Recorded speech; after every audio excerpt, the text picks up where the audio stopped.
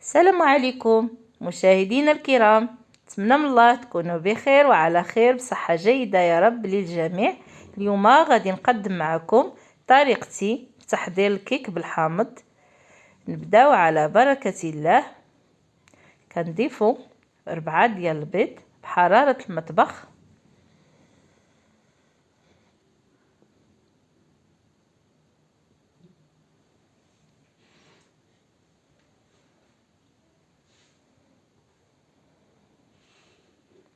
وغادي نضيفوا سكر سنيدة.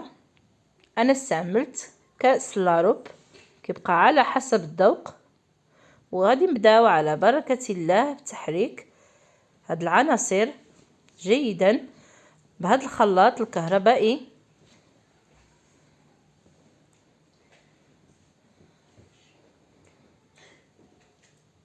وغادي نضيفوا الزيت، كأس ديال الزيت نباتية.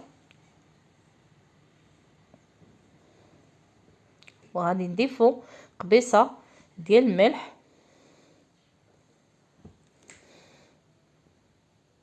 وغنضيفوا سكر ديال الفاني،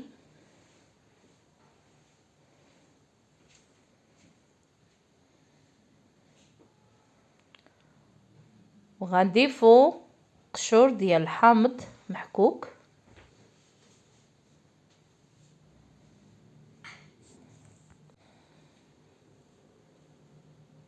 وغنستمروا بالتحريك بهذا الشكل هذا باش كيتخدم لينا الكيك مزيان.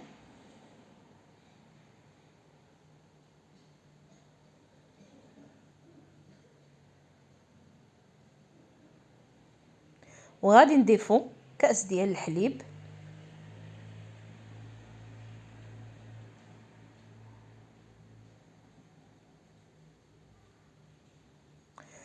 ودابا غادي نضيفوا الدقيق تدريجيا شويه بشويه، وغادي نغربلوه بهذه الطريقه هذه وحنا كنحركوا الكيك.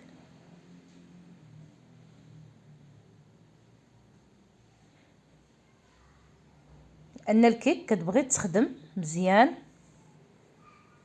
باش كتطلع زوينه وهشيشه. وكنضيفوا 3 ديال الخمارات ديال ايديال،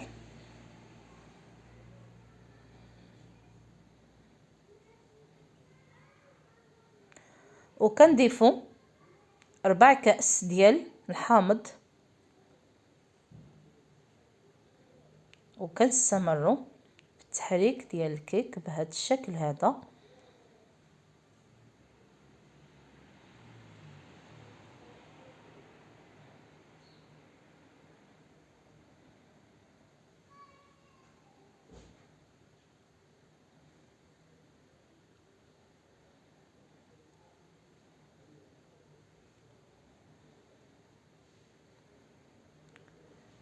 ودابا غادي نضيفوا الكيك للقالب اللي سبق ليا من قبل ديال الكيك، اللي دهنته بالزبده ورشيته بالدقيق، دخلته للثلاجه، ودينا الكيك ديالنا طاب. وها هو الكيك بعد ما وجد كيجي زوين وهشيش بزاف. وغادي نزينوه بالكوفيتير ديال الحلويات